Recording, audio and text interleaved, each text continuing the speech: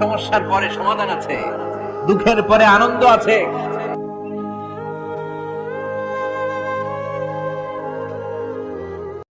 কেউ যদি আমার কষ্ট দেয়, আমি বদলা নিতে চাই, ঠিক কিনা? কিন্তু ইসলাম বলে বদলা না নিয়ে বদলে দাও। কি করবেন?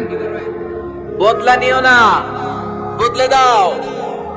আল্লাহর কাছে বল, বন্ধুর কাছে বলার আগে, স্ত্রীর কাছে বলার আগে, ফেসবুকে শেয়ার করার আগে কষ্টের কথা শেয়ার করবো কার কাছে? বিশ্বনবী সাল্লাল্লাহু আলাইহি ওয়াসাল্লাম আমাদেরকে এটাই শিখিয়েছেন। এই শিক্ষার মধ্য দিয়ে গোটা বিশ্বকে তিনি চেঞ্জ করে দিয়েছেন। তার নাম মুহাম্মদ সাল্লাল্লাহু আলাইহি ওয়াসাল্লাম। এই সূরা থেকে আমাদের জন্য শিক্ষা হচ্ছে, আমরা বিপদে আপদে সব সময় ভরসা রাখবো একজনের উপর, তিনি কে? আর মনে রাখতে হবে, the grief isn't permanent, the struggle isn't permanent. এই পৃথিবীর কোন দুঃখ, কষ্ট, সমস্যা এটা পার্মানেন্ট নয়। সমস্যার পরে সমাধান আছে, দুঃখের পরে আনন্দ আছে।